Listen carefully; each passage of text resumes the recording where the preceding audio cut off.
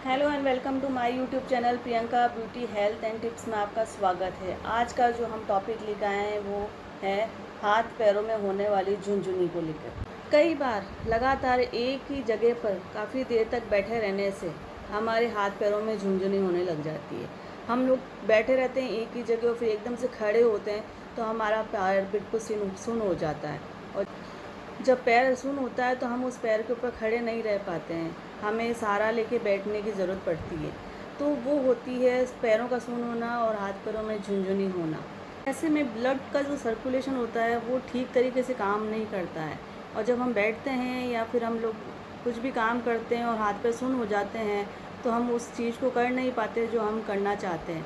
तो ऐसे में हम इस प्रॉब्लम को कैसे सॉल्व करें, किन कारणों से ये होता है, तो आज हम इसी टॉपिक पर हम यहाँ पर बात करने जा रहे हैं। जो हमारे हाथ पैरों में झुनझुनी होती है वो पोषक तत्वों की कमी के कारण होती है। हमारे शरीर के अंदर वो पोषक तत्व होते हैं वो प्रॉपर नहीं पहुँच पाते हैं। हमारे शरीर में पोषक तत्वों की कमी के वजह से ये प्रॉब्लम हमको होती है। जो हमें शरीर में पोषक तत्व हैं वो पहुंचने चाहिए, जो मिलने चाहिए, जो न्यूट्रिएंट हमको मिलने चाहिए वो नहीं मिल पाते। हम अपने जो खाने में वो रोज़ाना रूटीन में शामिल नहीं करते हैं, इसलिए ये चीज़ हमको होती है। और हमारे खाने की वजह से ही हमारे शरीर में जितनी भी बीमारियाँ होती हैं वो हमारे खाने का जो रूटीन होता है, जो हम लोग खाते हैं डेली रूटीन के अंदर, उन वजह से हमको ये प्रॉब्लम होती है। तो आज हम इसी टॉपिक पर बात करेंगे और हमारी ये झुनझुनी है इसका इलाज हम कैसे संभव कर सकते हैं घर पे रह के, तो हम इसी के ऊपर आज बात करने जा रहे हैं। उससे पहले आप मेरे चैनल को सब्सक्राइब करिए, लाइक करिए और कमेंट करिए और बेल आइकन का बटन दबाइए ताकि मैं जो भी वीडियो डालूँ आप तक पहुँच सके। मेरे चैनल को लाइक ज़रूर करिए और कमेंट करके मुझे ज़रूर बताइए कि मैं जो वीडियो अपलोड कर रही हूँ वो आपको कैसे लग रहे हैं, ताकि मैं और भी अधिक जानकारी आप तक ला सकूं और आप इसका फ़ायदा उठा सकें। झुनझुने की जो प्रॉब्लम है वो हमारे शरीर के अंदर न्यूट्रिएंट की कमी की वजह से होती है। तो वो कौन से न्यूट्रिएंट हैं जो हमारे शरीर को बहुत ज़्यादा इम्पोर्टेंट है और हमको वो लेने चाहिए।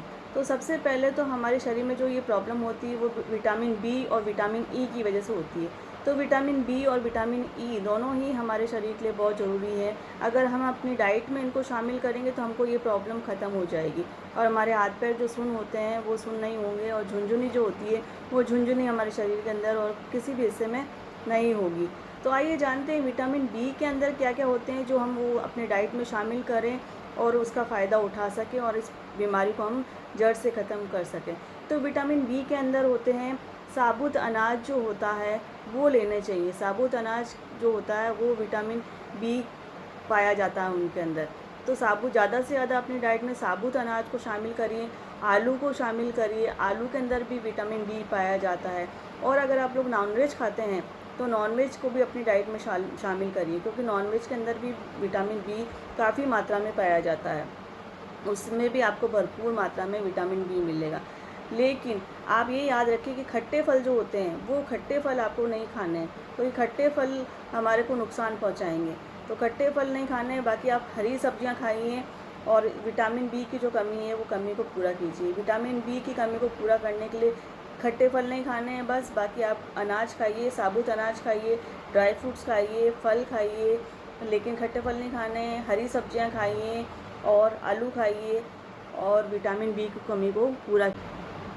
विटामिन ई की कमी को पूरा करने के लिए अपनी डाइट के अंदर वेजिटेबल ऑयल का आप ज़्यादा से ज़्यादा इस्तेमाल करें और ड्राई फ्रूट्स का इस्तेमाल करें। ड्राई फ्रूट्स में बादाम और अखरोट होते हैं, इनमें बहुत ज़्यादा विटामिन ई पाया जाएगा। तो आप कोशिश करें कि इन दोनों को चीज़ों को अपनी डाइट में शामिल करने का। तो ध्यान रखें कि विटामिन बी और विटामिन ई की कमी की वजह से हमको ये शरीर में जो झुनझुनी होती है वो होती है, और जो सुन्न हो जाता है हमारा पैर या हाथ सुन्न हो जाते हैं कभी कभी, वो इन प्रॉब्लम्स की वजह से होता है। तो आप अपनी डाइट में ये सब चीज़ें शामिल करिए और आप देखेंगे कि कुछ ही टाइम बाद आपकी ये जो प्रॉब्लम है वो ख़त्म हो गई है।